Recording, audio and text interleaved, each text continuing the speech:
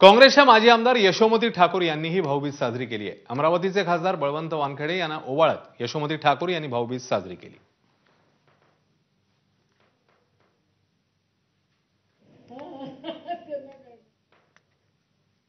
खूप शांत दिवाळी राहिली।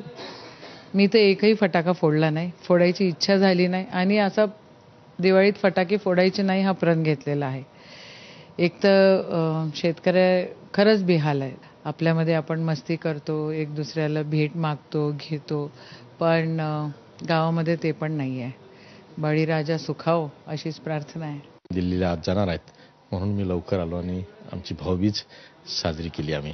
ताईनंच मला एवढं गिफ्ट दिलं की आज एक संसदेत खासदार म्हणून लोकांचा आवाज म्हणून मला त्यांनी संसदेत पाठवलं आणि खरं ताईची त्यात खूप मेहनत आहे, ताईचं सगळं आहे।